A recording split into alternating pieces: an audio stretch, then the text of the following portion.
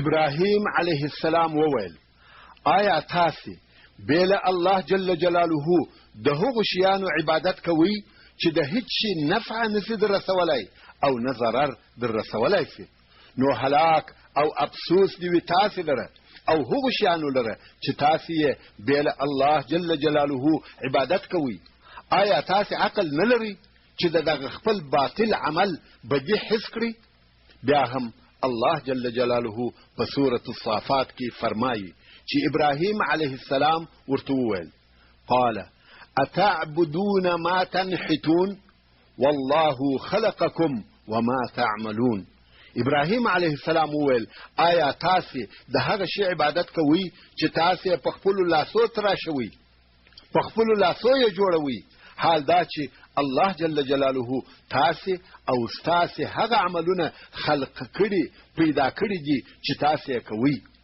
نو هغه ذات چې د ټولو موجوداتو خالق او پیدا کوونکی دی هغه پرېږدئ او د مخلوق عبادت کوئ همدارنګه د هغو کسانو پر حال دی افسوس وي چې د ټولو موجوداتو خالق او پیدا کوونکی رب عز وجل پرېږدي او د خپل ژوندانه غوښتنې د یوه داسې عاجزه بنده څخه غواړي چې هغه د خپل ځان دپاره نه د نفع رسولو قدرت لري او نه د ضرر منع کولو اختیار لري هغه کسان چې دوی مړه سوي دي او ځینې خلک یې ننګوي یا یې کومک غواړي که یې تاسې وګورئ هغه په خپلو قبرو کې خاورې او هډوکي پراته دي خیر د ابراهیم علیه السلام د قوم آلهه او خدایان ووژل سوه ټوټې ټوټې سوه او خپل حال هم نسی ویلی د دوی د دین او خدایانو پر باطلوالي به تر دغه لوی دلیل څه شوي خو بیا هم قوم پر هغه خپل کفر ټینګ پاته سو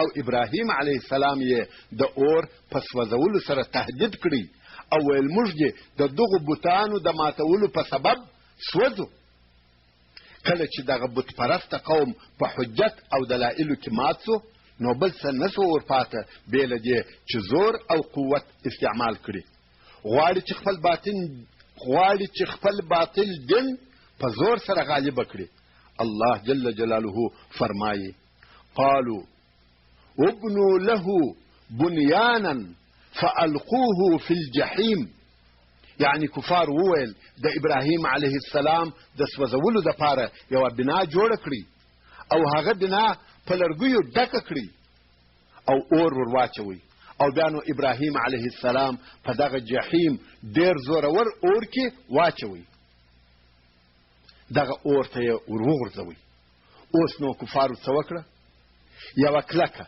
وچه او پراخه مځکه یې خوښه کړه او د هغې پر شاوخوا یې د ډبرو دیوال راوګرځاوه او د بابل خلک یې امر کړه چې لرګي راوړي او په دغه منطقه کښې واچوي خلقو هم د لرګیو په راوړلو شروع وکړه تر داسې حده چې ښځو او ماشومانو هم لرګي راوړل او دالته یې کوټه کول او دغه کار یې دونه ثواب باله که به له دوی یوه ښځه ناروغه سوه داسې نظر به یې کښېښاوه که زه جوړه سوم د ابراهیم علیه السلام د سوځولو دپاره به دونه لرګي وروړم یعنی کومه یو اندازه به وټاکل دونه لرګي به وروړم تر څو چې دغه راټول سوي لرګي دونه سوه لکه یو لوی تعمیر داسې نه چې مځکه وه او لرګي پر پراته وه بلکې دغه لرګي داسې واوډل سوه لکه یو لوی تعمیر یا یوه لویه بنا بیا یې دغو لرګو ته اور ور واچاوه اور ولګېدی او دونه لوی لمبې یې پورته سوې چې چا یې مثل نه و لیدلی او هلته لرې یې منجنیق ورته ودراوه منجنیق داسې یوه لویه آله ده لکه توپ چې په هغه سره به یې په پخوانیو جنګو کې لویې ډبرې پر دښمن ورغورځولې نو ابراهیم علیه السلام چې لاس او پښې یې ورتړلې وه د دغه منجنیق په پله کې کښېناوه او اوس یې اور ته ورغورځوي په دغه وخت کې ابراهیم علیه السلام یوه دعا کول چې دغه دعا د هر محتاج او هر مظلوم دپاره د هر خوار او هر عاجز دپاره د خلاصون او کامیابی سبب ګرځي په هغه حدیث شریف کې چې امام بخاري روایتوي وایي چې عبدالله ابن عباس رضی الله تعالی عنهما وویل کله چې ابراهیم علیه السلام اور ته واچول سو یا اچول کېدی د علیه السلام دغه جمله یا دغه دعا ویل حسبنا الله ونعم الوکیل، یعنی زموږ دپاره الله جل جلاله بس او کافي دی، بل پر هیچا تکه او اعتماد نه کوو. حسبنا الله، یوازې الله جل جلاله زموږ ټولو دپاره بس او کافي دی، بل چاته نه اړیو او نه محتاجه، بل پر هیچا تکه مه کوه. ونعم الوکیل، او دی جل جلاله ښه وکیل دی. توکل به دې پر الله جل جلاله وي، بېله الله جل جلاله بل پر هیچا توکل مه کوه. داسې روایتونه شته چې وایي کله چې ابراهیم علیه السلام اور ته وغورځول سو او دی علیه السلام په هوا کې د اور پر طرف وررهي و، د منجنیق او د اور په منځ کې جبریل علیه السلام ورته راغلی او ویل یا ابراهیم آیا حاجت او غوښتنه لرې؟ تاسو ښه متوجه سئ، باید غوښتنه مو د چا څخه وي؟ ابراهیم علیه السلام وویل تا ته یا، یعنی تا ته ستا څخه کومه غوښتنه نه لرم مګر الله جل جلاله ته هو، د هغه څخه یې غواړم. په بل روایت کې راغلی دي چې پر باران مقرره ملائکو د الله جل جلاله څخه اجازه وغوښتل چې باران واوروي او پر ابراهیم علیه السلام اور مړ کړي، مګر د باران تر اورېدلو د الله جل جلاله امر عاجل او ژر و، په ډېره چابکي سره عملي کېدی، نو د الله جل جلاله له طرفه امر وسو. قلنا یا نار کونی بردن وسلاما على ابراهیم، یعنی موږ وویل، الله جل جلاله فرمایي موږ وویل ای اوره پر ابراهیم علیه السلام یخ او سالم سه، یعنی دونه مه یخېږه چې ابراهیم علیه السلام د یخني او خنکۍ څخه په تکلیف سي، بلکې داسې معتدل سه چې ابراهیم علیه السلام په راحت او نعمت کې وي. وارادوا به کیدا فجعلناهم الاخسرین، بابلیانو غوښته چې ابراهیم علیه السلام ته د سوځولو فریب او چم جوړ کړي، غوښتل یې چې ویسوځي، مګر موږ دوی تاوانیان وګرځول چې په خپله اراده او خپل عمل کې نه سوه کامیابه. خیر، ابراهیم علیه السلام په اور کې ولوېدی او الله جل جلاله دغه اور پر ده علیه السلام یخ وګرځاوه. رئیس المفسرین او ترجمان القرآن عبدالله ابن عباس رضی الله تعالی عنهما وایي که الله جل جلاله په خپل هغه امر کې چې اور ته یې وفرمایل پر ابراهیم علیه السلام یخ او سالم سه، دغه د سلامن لفظ نه وای ورسره فرمایلی، ابراهیم علیه السلام به د اور ډېر یخوالی په تکلیف کړی وای. یعنی که الله جل جلاله فرمایلی وای یا نارو کونی بردن علی ابراهیم، د سلامن لفظ نه وای ورسره، اور به دونه یخ سوی وای چې ابراهیم علیه السلام به له یخنیو څخه په تکلیف سوی وای.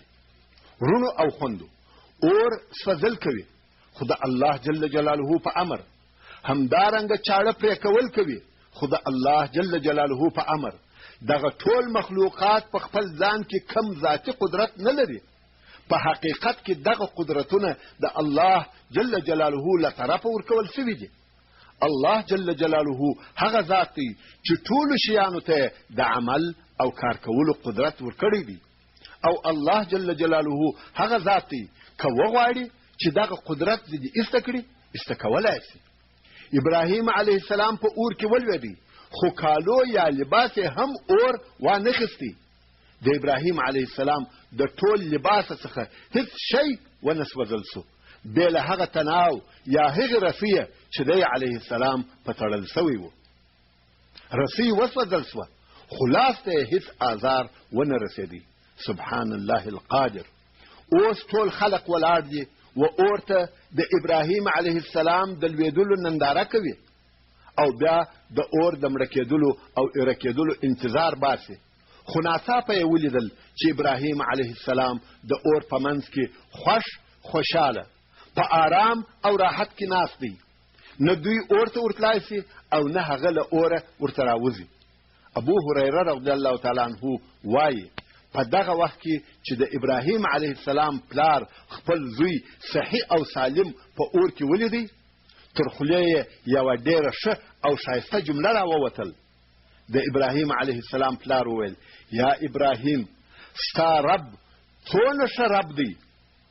داسې روایتونه شته چې ابراهیم علیه السلام وایي: هیڅکله پر ما داسې د خوښۍ، د راحت او نعمت ورځې نه دي تېرې سوي چې هغه د اور تر ورځو ښې او بهتره وي.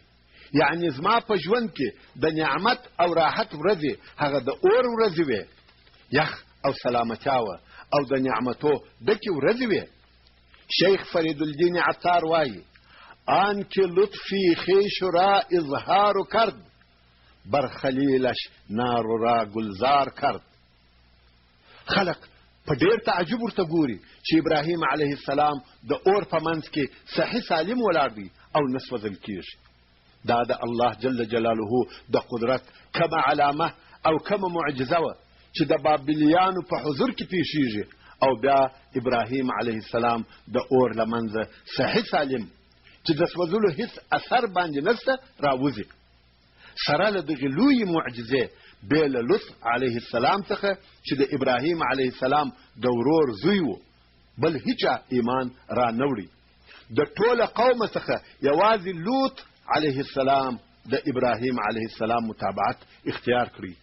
هو، د ابراهیم علیه السلام زوجه ساره علیه السلام هم پر ابراهیم علیه السلام ایمان راوړی دی، خو هغه بیا په وروسته کې راغلی ده او په وروسته کې واده ورسره کړی دی. خو په دغه وخت کې د بابل په ټول ښار کې بې له لوط علیه السلام بل هیچا ایمان را نه وړي. الله جل جلاله په سورة العنکبوت کې فرمایي: فآمن له لوط. نو لوط علیه السلام د نبوت تصدیق وکړي، ایمان یې پر راوړي. یوازې لوط علیه السلام هغه څوک و چې ایمان یې راوړي او نور ټول قوم پر هغه خپل کفر او د بوتانو پر عبادت پاته سو. کله چې ابراهیم علیه السلام دغه حال ولیدی نو د دوی د ایمان راوړلو څخه امید قطع سو، ځکه بابلیان تر دغه زیات څه غواړي. د خپلو خدایانو عاجزي یې په خپلو سترګو ولیده چې ټول الهه یې مات سوه او د خپل ځان دفاع یې نه سوای کولی، او بیا یې د ابراهیم علیه السلام د نه سوځل کېدلو معجزه پسې ولیدل. بیا هم پر خپل کفر او بتپرستي ټینګ دي. نو ابراهیم علیه السلام د هجرت عزم او قصد وکړي. د دغه وخت پاچا چې نمرود نومېدی، داسې ډېر روایتونه شته چې وایي دغه نمرود د هغه وخت د ټولې مځکې یا د مځکې د ډېرې حصې پاچا و.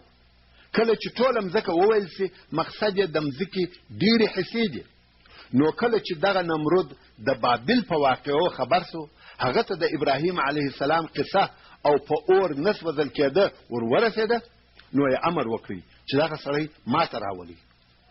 نو ابراهیم علیه السلام نمرود ته وروستل سو او نمرود خبرې ورسره شروع کړې. د ابراهیم علیه السلام څخه د رب عز وجل په باره کې پوښتنې کوي. الله جل جلاله په سورة البقره کې فرمایي: ألم تر إلى الذي حاج إبراهيم في ربه أن آتاه الله الملك. يعني إيه محمد صلى الله عليه وآله وسلم تا ندی لیدلی؟ ته د هغه سړي یعنی نمرود په قصه نه خبر؟ هغه چې د ابراهیم علیه السلام سره د رب عز وجل په باره کې دلایل ویل. دغه دلایل هم په دې سبب سره وه چې الله جل جلاله دلره پاچهي او سلطنت ورکړی و. ویل کېږي چې دغه نمرود 400 کاله د ټولې مځکې پاچا و. په یوه روایت کې راغلي دي چې د ټولې مځکې پاچهي فقط 4 نفرو کړې ده، چې 2 نفره یې مسلمانان او 2 نفره یې کافران دي. مسلمانان یې ذوالقرنین او سلیمان علیهم السلام دي، او د کافرانو څخه یې یو هغه بختنصر دی چې یهود یې حلال کړه او ویې سوځل، او بل یې دغه نمرود دی. نو دا هغه کسان دي چې د مځکې د ډیرو حصو پاچهي یې کړې ده. نو دغه نمرود لعین د خپل وخت او خپل زمانې حاکم مطلق و او خلقو به سجده ورته کول. ابراهیم علیه السلام دغه نمرود ته وروستل سو. کله چې ابراهیم علیه السلام د ده سره مخامخ سو، سجده یې نور ته وکړه. نمرود له عین پوښتنه ځینې وکړه چې ولې دې سجده ونه کړه. ابراهیم علیه السلام وویل زه بې له خپله ربه بل هیڅ چا ته سجده نه کوم. نمرود وویل چې رب خو زه یم. ابراهیم علیه السلام وویل زه یو حاکم ته رب نسم ویلی، زما رب هغه ذات دی چې ژوندي کول او مړه کول د ده عز وجل په اختیار کې دي. نمرود امر وکړي چې د بندیخانې څخه 2 نفره داسې بندیان راولي چې پر یوه د وژلو امر سوی وي او بل بې ګناه غوندې وي او د ایله کولو امر یې سوی وي. بندیان راوستل سوه.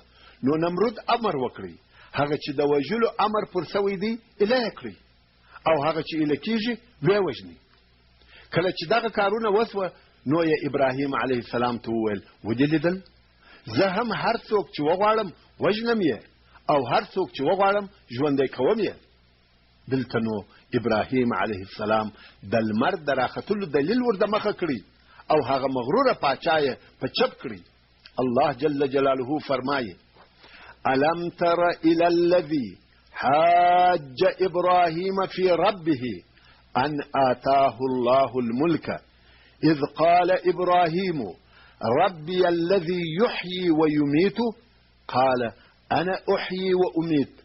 اے محمد صلی الله علیه و آله وسلم آیاتان ندی لیدلی ته د هغه چا یعنی نمرود په کیسه نه خبر چې د ابراهیم علیه السلام سره یې د رب عز وجل په باره کې دلایل ویل. دغه دلایل هم په دې سبب سره و چې الله جل جلاله دلره پاچهي او سلطنت ورکړي و. کله چې ابراهیم علیه السلام وویل زما رب هغه ذات دی چې ژوندي کېدل او مړه کېدل کوي، یعنی وجل او ژوندي کول د هغه جل جلاله په قدرت او اختیار کې دي. نمرود وویل زه هم خلق ژوندي کوم او مړه کوم، واجب القتل کسان په عفو سره ژوندي کوم او بې ګناه خلق په ظلم سره وژنم. لکه دغه کار چې د هغو 2 بندیانو سره وکړي. نو ویل زه هم رب یم، زما په امر سره خلق ژوندي پاته کیږي او وژل کیږي. کله چې ابراهیم علیه السلام ولیده چې سړی غبي او بې عقل دی او په بحث کولو کې کاږه او د حقیقت لري دلایل وایي، ځکه د ابراهیم علیه السلام دغه عارضي او د باندني حکمونه نه و مقصد، بلکې د هغه مقصد واقعي ژوند ورکول، خلقول او فنا کول مقصد و، نه دغسې امرونه چې دا ووژنه او هغه ایله کړه.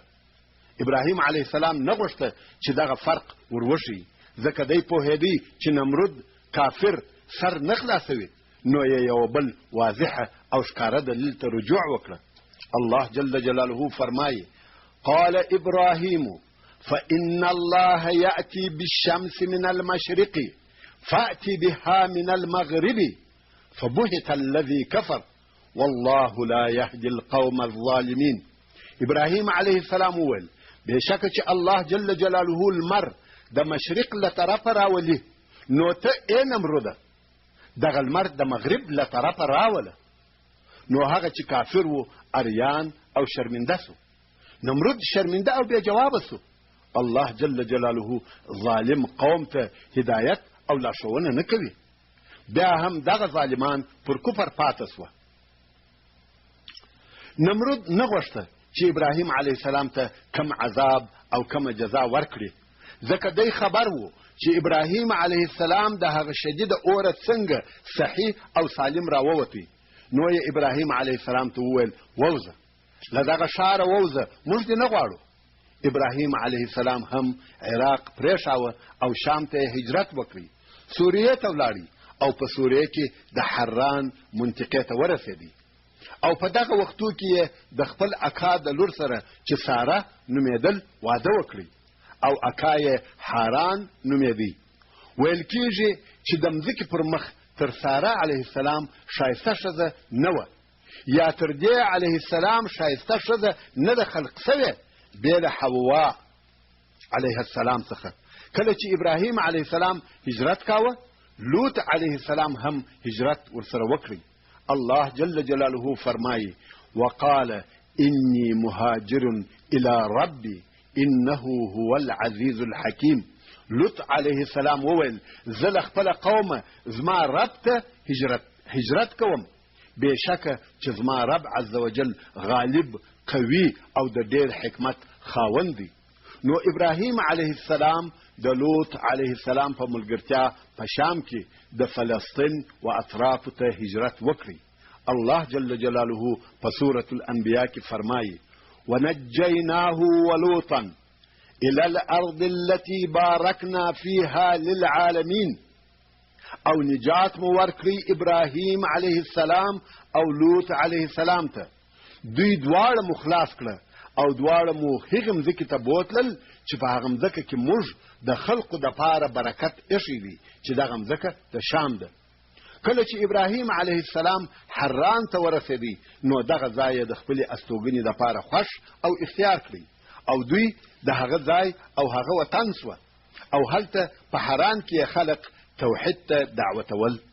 د حران خلق مشرکان وه خو د بوتانو عبادت یې نه کاوه بلکې د ستورو عبادت یې کاوه. څرنګه چې ستوري د شپې ښکاره کېږي او د ورځې نه معلومیږي نو دغو خلقو به هغه خپل عبادت د شپې کاوه. د دې دپاره چې ابراهیم علیه السلام دغه قوم ته دا وښکاره کړي چې د ستورو عبادت کول باطل او غلط کار دی نو یو شپه د دغه قوم په ملګرتیا د دوی د عبادت ځای ته ورسره ووتی او دغه موضوع د قرآن مجید په مبارکو آیاتو کې ذکر شوې ده او الله جل جلاله په سورة الانعام کې فرمایي وكذلك نري ابراهيم ملكوت السماوات والارض وليكون من الموقنين.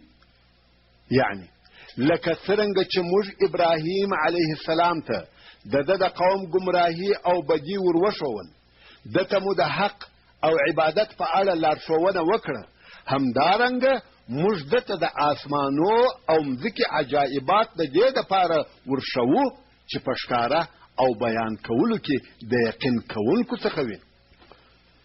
ابراهیم علیه السلام په عقیده او بیان کې موحد د الله جل جلاله پر وحدانیت قدرت او حکمت یې پوره ایمان او یقین و. د دې دپاره چې دغه عقیده ښکاره او عیانه سي په خپلو سترګو یې وویني الله جل جلاله د ده څخه هغه پردې ایسته کړې چې عموما د خلقو پر سترګو پرتې دي.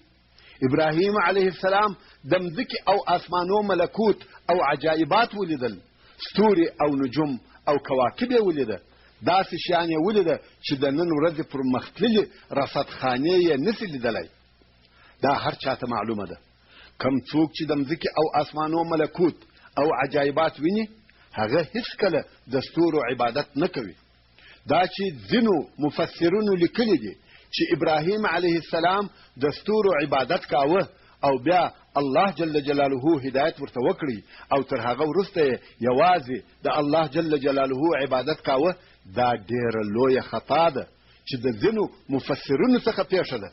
الله جل جلاله فرمایي پس له هغه چې ملکوت السماوات والارض مې ورښکاره کړه پس له هغه چې په مځکه او آسمانو کې الهي اعجاز او قدرت ولیدی نو د الله جل جلاله پر وحدانیت او قدرت یوازې حق الیقین نه بلکې عین الیقین هم سو او تر دغه لیدلو او یقین وروسته دا اراده وکړه چې د قوم سره دلایل ووایي. الله جل جلاله فرمایي فلما جن علیه اللیل. دغه فا د عطف او استیناف دپاره ده یعنی اول یې ملکوت السماوات والارض ولیدل او تر دغه لیدلو وروسته د حران د قوم سره د شپې د هغو د عبادت لیدلو دپاره راووتی. نو الله جل جلاله فرمایي فلما جن عليه الليل رأى كوكبا قال هذا ربي. کله چې پر ده شپه تاریکه سوه یو ستوری ولیدي ویل دا زما رب دی. د ابراهیم علیه السلام له طرفه دغه جمله د انکار او سرزنش پر ډول ده. مقصد دا چې ابراهیم علیه السلام یو ستوری ولیدي ویل کیږي چې دغه ستوری د زهره ستوری و یعنی هغه موږ ته رانږدې ستوری د زهره ستوری دی چې په ځلېدلو او برېښېدلو کې تر نورو ستورو زیات دی او واضحه لیدل کیږي. د سپوږمۍ په شپو کې چې اول او د نورو ستورو تر ښکاره کېدلو د مخه معلومیږي هغه ستوری د زهره په نامه یادیږي. دا دې هم درته معلومه وي چې زهره نجم نه دی بلکې کوکب دی چې کوکب الزهره ورته ویل کیږي او داسې بریښي لکه نجم. که څه هم دغه قوم او نورو ډیرو خلقو زهره هم نجم باله یا یې بولي، خو تاسې د آیات شریف دقت ته متوجه سئ. الله جل جلاله داسې ونه فرمیل رأى نجما، بلکې ویې فرمیل رأى کوکبا. ځینې خلق تر اوسه دا فکر کوي چې زهره نجم دی، مګر په حقیقت کې زهره کوکب دی او الله جل جلاله دغه تایید وکړي چې زهره کوکب دی نه نجم، او فرمایي رأى کوکبا. او بیا ابراهیم علیه السلام وویل هذا ربي، یعنی لکه څرنګه چې تاسې د ځان دپاره یو ستوری اختیاروي یا خوښوي او د هغه عبادت کوئ، زه بیا وایم هذا ربي، ځکه دغه ستوری ښایسته او روښانه دی. د ابراهیم علیه السلام مقصد دا نه و چې واقعا دا زما رب دی، بلکې د استهزاء او انکار د پسخند او ملنډو پر قسم یې وویل. یعنی دا عجبه نه ده چې هر څوک د ځان لپاره یو ستوری اختیاروي او وایي دا زما رب دی، دا زما اله دی او بیا یې عبادت کوي. خیر، ابراهیم علیه السلام وویل هذا ربي. کله چې د شپې څه موده تېره سوه او هغه ستوری پټ سو یا ولوېدی، ابراهیم علیه السلام وویل زه نه غواړم چې عبادت وکړم او رب مې ولاړي. رب څنګه ورکیږي او پټیږي؟ زه دغه اوس ضرورت ورته لرم، رب مې چیرې دی؟ الله جل جلاله فرمایي فلما افل قال لا احب الافلين. کله چې هغه ستوری ولوېدی، ابراهیم علیه السلام وویل زه لوېدونکي غائبېدونکي خوښ نه لرم، دې ته رب نسم ویلی. بله شپه بیا ابراهیم علیه السلام د قوم سره راووتی. په دغه وار کې چې کله ځلانده سپوږمۍ ولیده نو یې وویل هذا ربي، ځکه دا لویه او ښایسته ده. الله جل جلاله فرمایي فلما رأى القمر بازغا قال هذا ربي فلما أفل قال لئن لم يهديني ربي لأكونن من القوم الضالين. نو کله چې ابراهیم علیه السلام راختونکې ځلېدونکې سپوږمۍ ولیده، د قوم د لوړولو استدراج دپاره یې وویل دا زما رب دی ستاسې په خیال او ګمان سره. نو کله چې هغه سپوږمۍ ولوېده یا غائبه سوه نو یې وویل که زما رب ما ته هدایت او لارښوونه ونه کړي زه به خامخا د ګمراهانو د قومه څخه یم. کله چې سپوږمۍ ولوېده، ابراهیم علیه السلام قوم ته وویل عجبه ده، دغه ستاسې الهه یا خدایان خو هیڅ دوام نه لري. او ویل یا ربي، ای زما ربه د حق لارې هدایت راته وکړې، پر سمه او ثابته لار مې برابر کړې. دا د ابراهیم علیه السلام له طرفه غیر مستقیم دعوت و. قوم ورته ګوري او د ده خبرې اوري، نو خود هغو ته هم دغسې فکرونه پیدا سوه چې رب ولې او څنګه پټېږي. که مو دغه خپل رب ته د ورځې ضرورت پیدا سو څه به کوو؟ خیر، سهار سو، سپېدې وچاودې او بیا لمر راپورته سو. الله جل جلاله فرمایي فلما رأى الشمس بازغة قال هذا ربي هذا أكبر. نو کله چې ابراهیم علیه السلام راختونکي ځلېدونکي لمر ولیدي، ویل دغه زما رب دی. هغه د قوم په خیال او ګمان دغه تر ټولو لوی دی. یعنی ولې د شپې عبادت کوي بلکې د ورځې د دغه لوی رب عبادت وکړي. فلما افلت قال یا قومي انی بریء مما تشرکون. کله چې لمر ولوېدی غائب سو، ابراهیم علیه السلام وویل ای زما قومه زه د هغو شیانو څخه بیزاره یم چې تاسې یې د الله جل جلاله سره شریکوئ. ابراهیم علیه السلام نور هم وویل انی وجهت وجهي للذي فطر السماوات والارض حنیفا وما انا من المشرکین. بېشکه ما ګرځولی متوجه کړی دی مخ خپل هغه ذات ته چې آسمانونه او مځکې پیدا کړي دي او زه حنیف یم، یعنی د ټولو غلطو او باطلو ادیانو څخه حق دین ته ګرځېدونکی یم او زه د مشرکانو څخه نه یم. کله چې د ابراهیم علیه السلام له طرفه قوم ته دغه خبرې وسوې، قوم یې بحث دلائل او جدال ورسره شروع کړي. الله جل جلاله فرمایي وحاجه قومه قال اتحاجوني في الله وقد هدان د ابراهیم علیه السلام قوم د ده سره بحث او جدال کاوه، ده وویل آیا تاسې د الله جل جلاله په وحدانیت کې زما سره بحث او جګړه کوئ؟ حال دا چې الله جل جلاله ماته د توحید لار راښولې ده.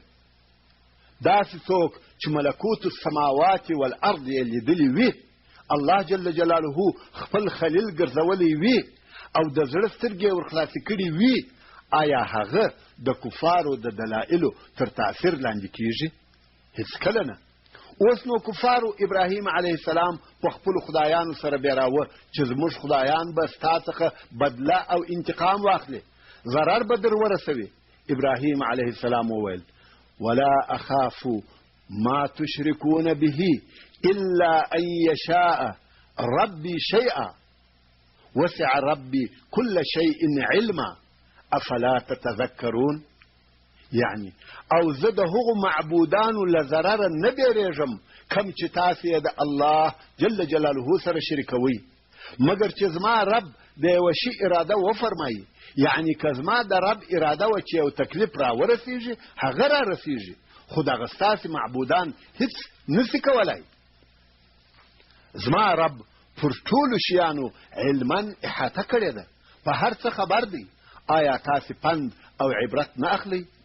قادر الله جل جلاله او عاجز بوتان نه سره پیژنئ؟ ورونو د بحث وزم یو وخت ما لیکونکي هم د یوه داسې غیر صالح انسان په باره کې چې په پیري سره مشهوره و او د شریعت محمدي څخه ښکاره مخالفتونه پکښې موجود وه، د هغه د دیانت او اخلاقو په اړه څه وویل. د مجلس د خلقو له طرفه چې ټول زما دوستان وه، د مهربانۍ پر شکل را باندې نارې سوې چې فلانیه چپ شه، د هغه په اړه څه مه وایه، یو څه به در وکړي، یعنې ضرر به در ورسوي. سبحان الله، زموږ عقیدې څونه خامې او ضعیفه دي. دا مو هیر کړي دي چې نفع او ضرر د الله جل جلاله له طرفه دي. بنده څوک دی او د څه اختیار لري؟ هو د مظلوم د شرا څخه ځان ساتل پکار دي، خو د بدو خلقو بدي د دې دپاره باید بیان کړل سي چې خلق یې په دام کې ونه لویږي. بیرته قصې ته راسه. ابراهیم علیه السلام نور هم دغه قوم ته څه وویل وکیف اخاف ما اشرکتم ولا تخافون انکم اشرکتم بالله ما لم ينزل به عليكم سلطانا فأي الفريقين احق بالامن ان كنتم تعلمون. یعنی ابراهیم علیه السلام د خپل قوم ته وایي او زه څنګه هغه د ډبرو د بوتانو او معبودانو څخه وبیریږم چې تاسې د الله جل جلاله سره په عبادت کې شریکان کړي دي، او تاسې نه بیریږئ چې د الله جل جلاله سره مو هغه شیان شریک کړي دي چې د هغو په شریکولو سره الله جل جلاله هیڅ دلیل برهان او امر نه دی رالیږلی. اوس نو تاسې ووایاست چې د دغو دوو ډلو څخه کومه ډله د امن او نه بیرېدلو لایقه ده. که چیرې تاسې وپوهیږئ چې بیره د چا څخه او د چا دپاره پکار ده، زه باید وبیریږم که تاسې؟ د دغې پوښتنې چې څوک د بیرې وړ او لایق دی یا څوک باید وبیریږي او امن د چا دپاره دی، جواب الله جل جلاله فرمایي او دا داسې جواب دی چې زموږ او ستاسې زړونه هم باید آرام او مطمئن سي او د تل دپاره باید په دې وپوهیږو چې بیره د چا دپاره پکار ده او امن د چا دپاره ثابت دی. الله جل جلاله فرمایي الذين آمنوا ولم يلبسوا ایمانهم بظلم اولئک لهم الامن وهم مهتدون.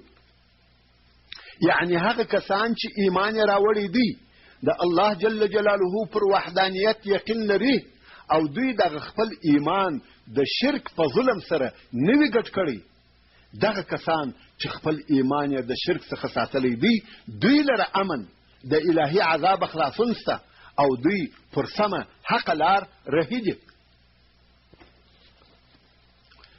پر دغه دعوت او دلایلو سربیره چې ابراهیم علیه السلام د شام د خلقو سره وویل، بیا هم خلق پر هغه خپل کفر او شرک ټینګ وه او هیچا ایمان را نه وړي.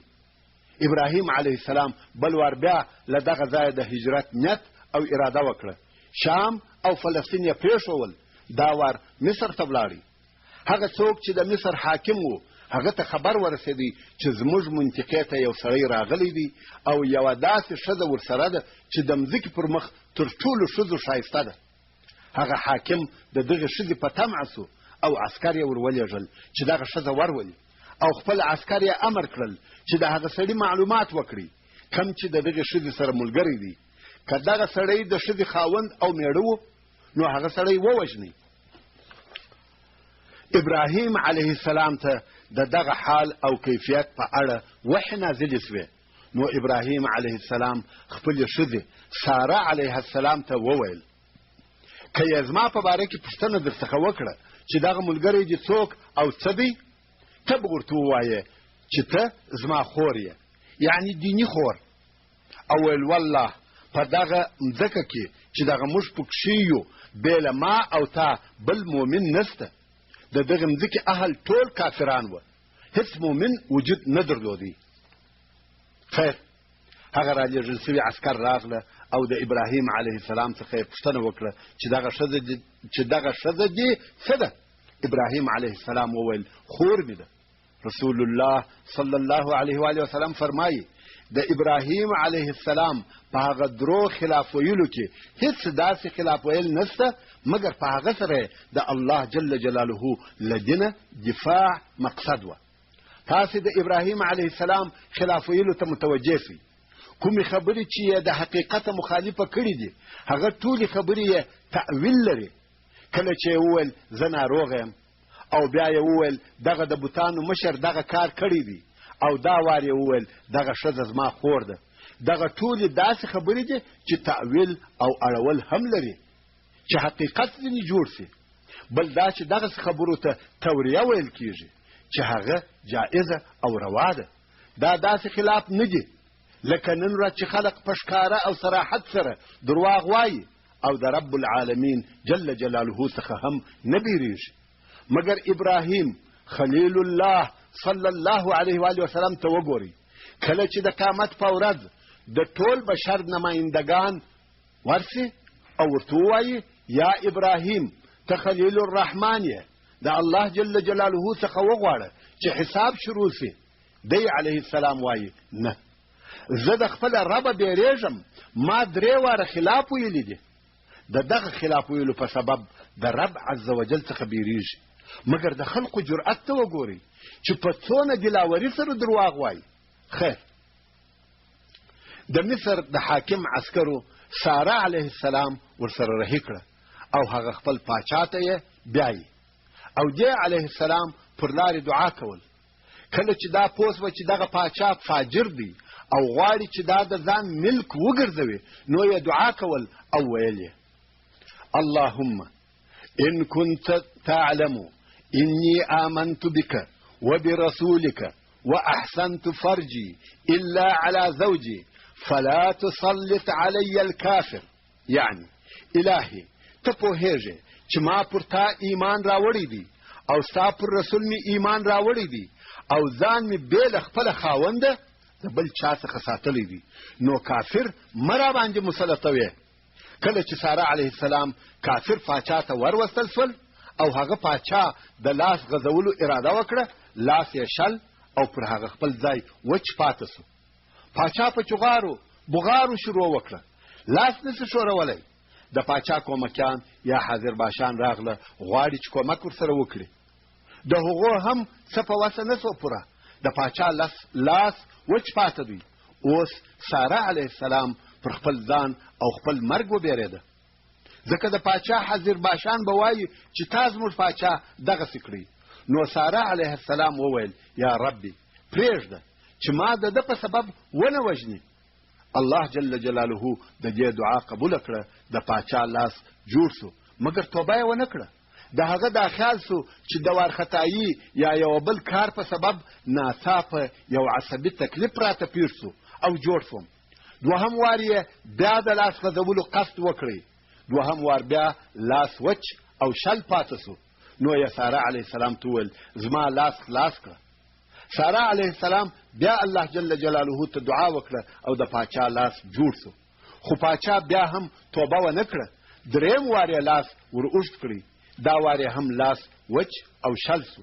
پاچا وویل خلاص دې کړه، تاسو اجازه درکوم پر هره خوا چې ځې ولاړه شه، اکرام به دې وکړم، انعام او تحفې به هم درکړم. ساره علیه السلام الله جل جلاله ته دعا وکړه او د کافر پاچا لاس الاسو. نو یې حاضر باشانو ته ورنارې کړه چې دغه ښځه راڅخه وباسئ، په والله تاسې انسان نه دی راوستلی بلکې شیطان مو راته راوستلی دی.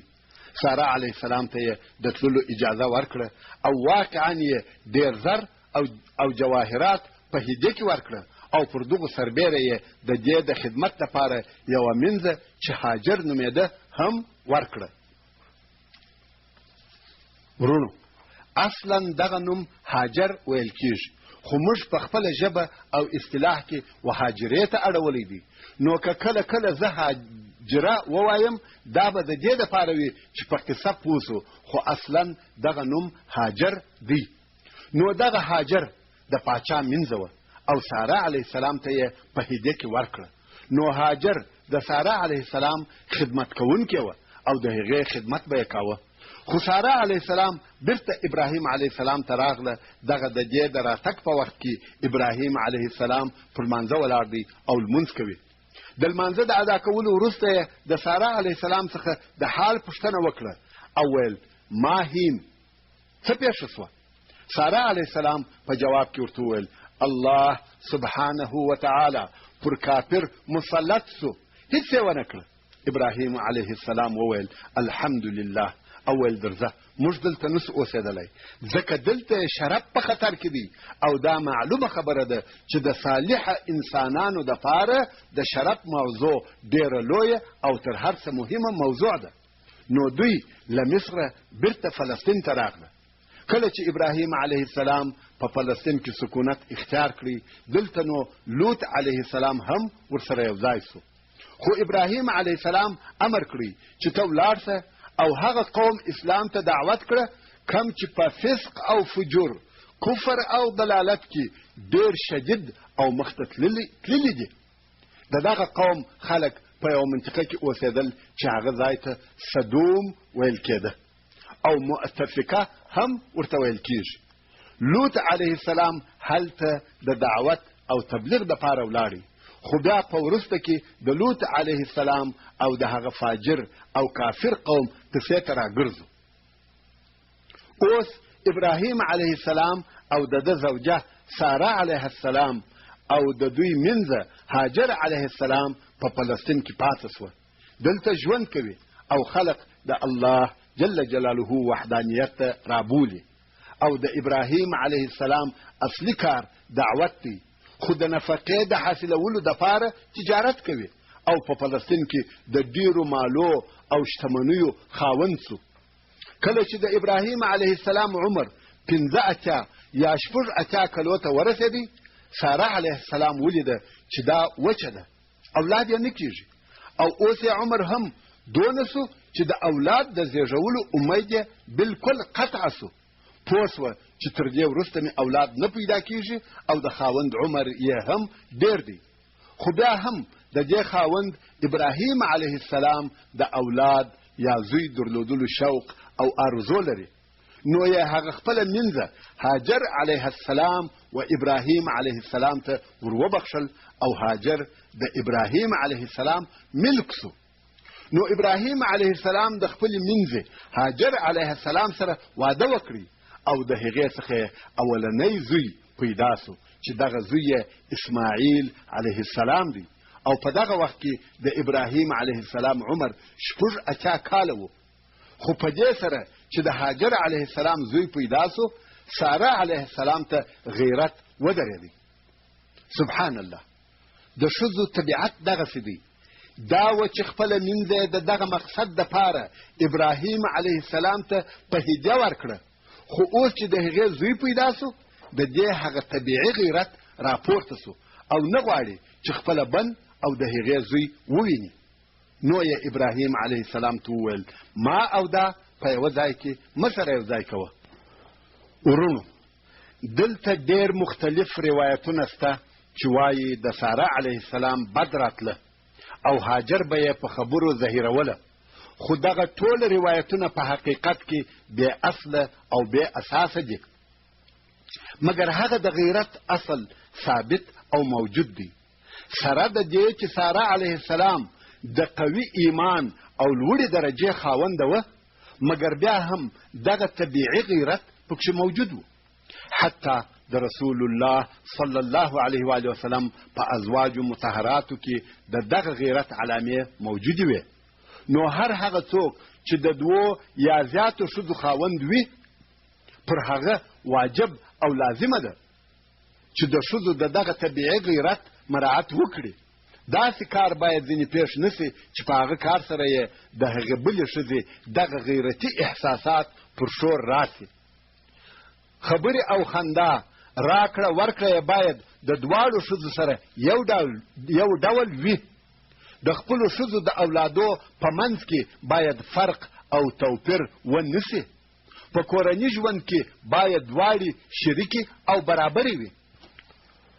محترم ورونو، څرنګه چې فته پای ته ورسېده، زموږ پاته قصه به په راتلونکې شپږمه فته کې واورئ انشاء الله تعالی. وما توفيقي إلا بالله عليه توكلت وإليه أنيب. سبحان ربك رب العزة عما يصفون وسلام على المرسلين والحمد لله رب العالمين. وصلى الله تعالى على خير خلقه محمد وآله وأصحابه وأهل بيته أجمعين. والسلام عليكم ورحمة الله وبركاته.